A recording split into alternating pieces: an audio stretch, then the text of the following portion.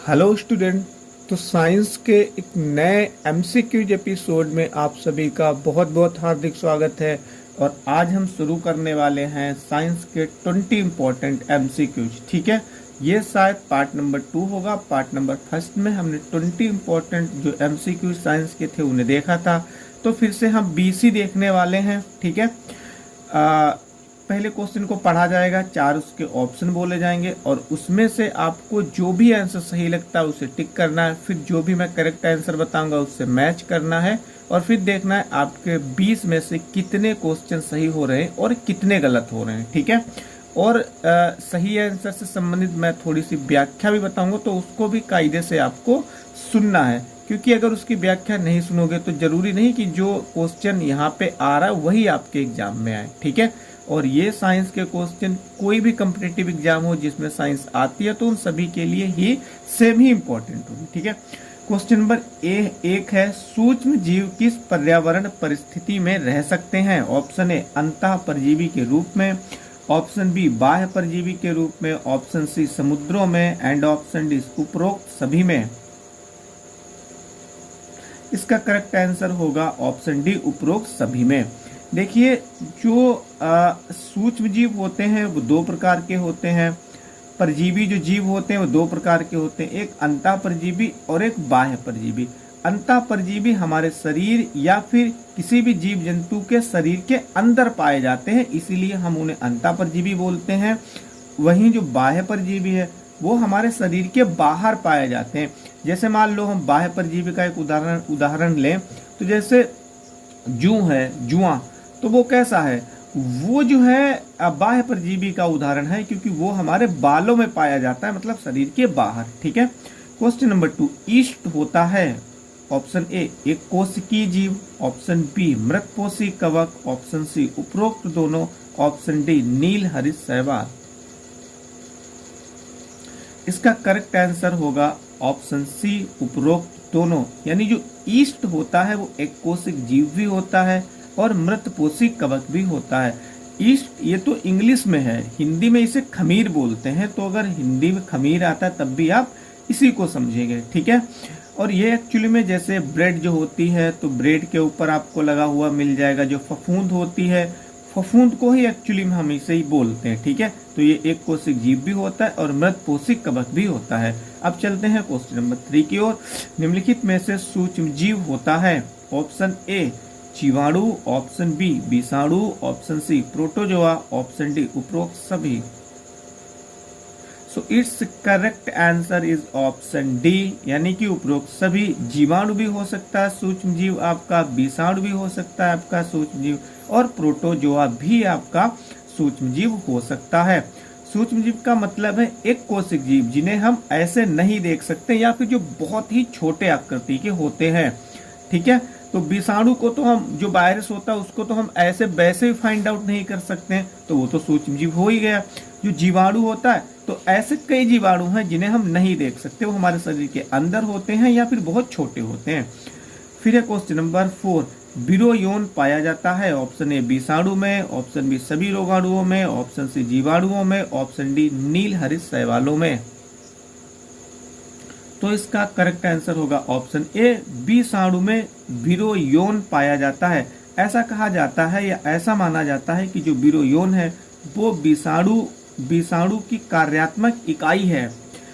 फिर question number 5, संकुचन धानियां पाई जाती हैं? ऑप्शन ए सभी जीवाणुओं में, ऑप्शन बी एंटी अमीबा में, ऑप्शन सी अमीबा में, ऑप्शन डी उपरोक्त किसी में नहीं। इसका करेक्ट आंसर होगा ऑप्शन सी अमीबा में। फिर जो देखिए, जो अमीबा है वो एक कोशिक जीव भी है। ठीक है, तो कभी कभी तो एक कोशिक जीवों के नाम भी पूछे जाते हैं हमारे एग्जाम में, तो जैसे अमीबा है, पैरासीमियम है और यूग्लिना है, तो ये क्या है? ये एक कोशिक जीव है, साथ में इसे भी ध्यान रखें।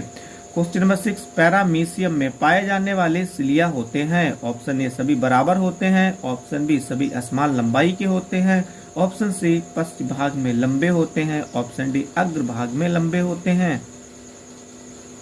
तो इसका करेक्ट आंसर होगा ऑप्शन सी पश्च भाग में लंबे होते हैं। क्वेश्चन नंबर 7, राइजोपस हाइफी की दीवारें बनी होती हैं। ऑप्शन ए सेल्यूलोज की, ऑप्शन बी हेमिसेल्यूलोज की, ऑप्शन सी पैक्टिन की एंड ऑप्शन डी काइटिन की। सो it's correct answer will be option D chitin की।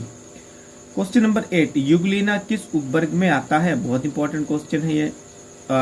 इसका ऑप्शन ए है एक्टिनोपोडा, ऑप्शन बी है फाइटोमस्टगोफोरा, ऑप्शन सी है जुमेस्टोगोफोरा, ऑप्शन डी है उपरोक्त में कोई नहीं। तो इसका करेक्ट आंसर होगा ऑप्शन बी फाइटोमस्टिगोफोरा। क्वेश्चन नंबर 9, किस विषाणु को सबसे पहले निर्जीव रूपों में संश्लेषित किया गया था? ऑप्शन ए चेचक का विषाणु, option B bacteria phage, option C तंबाकू मोजेक विषाणु, ऑप्शन डी फ्लू विषाणु।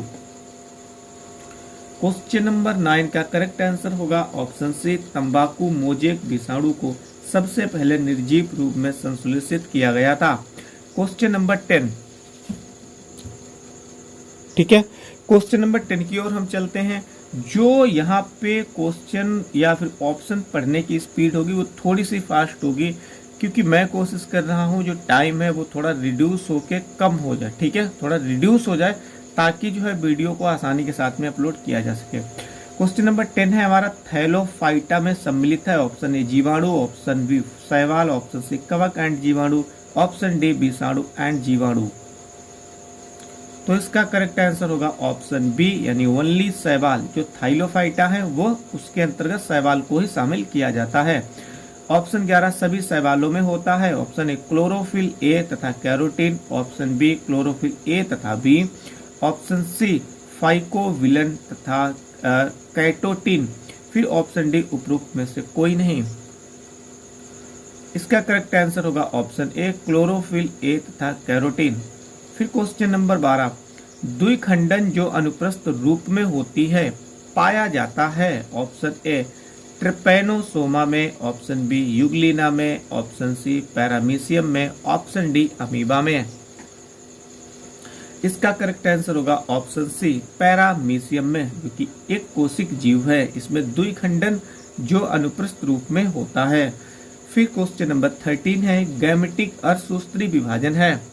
इस ऑप्शन है आपका ऑप्शन ए नोक्टिलुका में, ऑप्शन बी डायटम में, ऑप्शन सी आकोश की सलाइव मोल्ड में, ऑप्शन डी उपरोक्त सभी में।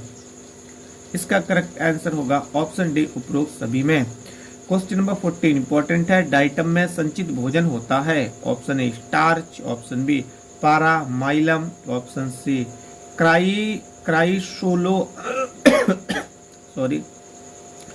क्राइसोलोमिनेरिन, ऑप्शन डी ग्लाइकोजेन।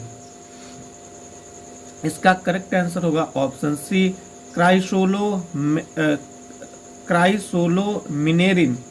फिर क्वेश्चन नंबर 15, जीवाणुओं का वर्गीकरण निम्नलिखित में से किस आधार पर किया जाता है? ऑप्शन ए कोशिका भित्ति, ऑप्शन बी केंद्रिका, ऑप्शन सी ग्राम निगेटिव तथा ग्राम पॉजिटिव, ऑप्शन डी पोषण ग्रहण। इसका करेक्ट आंसर होगा ऑप्शन सी ग्राम निगेटिव तथा ग्राम पॉजिटिव। क्वेश्चन नंबर 16, जीवाणुओं के जीनोम को कहा जाता है। ऑप्शन ए न्यूक्लियोस, ऑप्शन बी न्यूक्लिक वाइड, option C nucleus, option D उपरोक्त सभी। इसका करेक्ट आंसर होगा ऑप्शन बी न्यूक्लियोइड। फिर क्वेश्चन नंबर 17 है, साइनोबैक्टीरिया होते हैं। Option A saprotrophs, option B photoautotrophs, option C chemoheterotrophs, option D chemoautotrophs. Question number 17 का जो करेक्ट आंसर है ऑप्शन बी फोटोऑटोट्रोफस। ओके, तो 17 हो गए, अभी हमारे 3 और बचे हैं। तो क्वेश्चन नंबर 18 है, डिक्टियोसोम निम्नलिखित में से किसमें नहीं पाया जाता है? ऑप्शन ए जीवाणु में, ऑप्शन बी पेंसिलियम में, ऑप्शन सी राइजोपस में, ऑप्शन डी म्यूकर में। इसका करेक्ट आंसर होगा ऑप्शन ए जीवाणु में। क्वेश्चन नंबर 19, जीवाणुओं में मुख्यतः वृद्धि जनन किसके द्वारा होता है? ऑप्शन ए मुकुलन द्वारा, ऑप्शन बी कोनिडिया द्वारा, ऑप्शन सी द्विखंडन विभाजन द्वारा, ऑप्शन डी किसी के द्वारा नहीं। इसका करेक्ट आंसर होगा ऑप्शन सी द्विखंडन विभाजन द्वारा। जैसे जो हाइड्रा वगैरह है तो वो मुकुलन के द्वारा ही जनन करता है, ठीक है। हाइड्रा आपने एक जीवाणु है जो उसका नाम सुना होगा, मुकुलन के द्वारा ही क्या करता है? जनन को करता है। जीवाणुओं की कोशिका भित्ति बनी होती है, बहुत इंपॉर्टेंट क्वेश्चन है। एक तो जीवाणुओं की पूछेगा, एक जो है पादपों की पूछता है, ठीक है। तो ऑप्शन ए है लिपिड की, ऑप्शन बी है सेलुलोज की, ऑप्शन सी है फाइटिन की, ऑप्शन डी है पेप्टिडोग्लाइकन की। इसका करेक्ट आंसर होगा ऑप्शन डी पेप्टिडोग्लाइकन की। फिर क्वेश्चन नंबर 21, ईस्ट की कोशिका भित्ति बनी होती है। ऑप्शन ए पैक्टिन की, ऑप्शन बी सेलुलोज की, ऑप्शन सी पैक्टोज की एंड ऑप्शन डी काइटिन तथा मेनन की। इसका करेक्ट आंसर होगा ऑप्शन डी काइटिन तथा मेनन की। वहीं फिर क्वेश्चन नंबर 22 है, निम्नलिखित में से कौन एक कवक नहीं है? Option A sargassum, option B agaricus, option C morchella and option D mucor. इसका करेक्ट आंसर होगा ऑप्शन ए यानी सारगासम। फिर क्वेश्चन नंबर 23, ईस्ट में वर्धी प्रजनन होता है। ऑप्शन ए एकाइनिट्स द्वारा, ऑप्शन बी एटलाने स्पोर्स द्वारा, ऑप्शन सी एस्को स्पोर्स द्वारा एंड ऑप्शन डी मुकुलन द्वारा। इसका करेक्ट आंसर होगा ऑप्शन डी मुकुलन द्वारा। निम्नलिखित में से कौन कोशिका भित्ति रहित होता है? ऑप्शन ए जीवाणु, option B mycoplasma, option C yeast and option D नीलहरित शैवाल। बहुत इंपॉर्टेंट क्वेश्चन है ये। इसका करेक्ट आंसर होगा ऑप्शन बी यानी जो माइकोप्लाज्मा होते हैं उनमें कोशिका भित्ति नहीं पाई जाती है, जो पादप होते हैं उनमें कोशिका भित्ति पाई जाती है। फिर क्वेश्चन नंबर लास्ट है यानी 24, विषाणुओं के आनुवांशिक पदार्थ हो सकते हैं। ऑप्शन ए आरएनए केवल यानी केवल आरएनए से उसके जो आनुवांशिक पदार्थ हैं वो होते हैं, या फिर ऑप्शन बी केवल डीएनए, ऑप्शन सी आरएनए तथा डीएनए, ऑप्शन डी उपरोक्त में से कोई नहीं। इसका करेक्ट आंसर होगा ऑप्शन सी आरएनए तथा डीएनए। तो ये 25 क्वेश्चन हो गए हैं, मतलब जो हमारा चैप्टर नंबर 2 था वो आपका समाप्त हो गया है, उसे हमने कवर कर लिया है।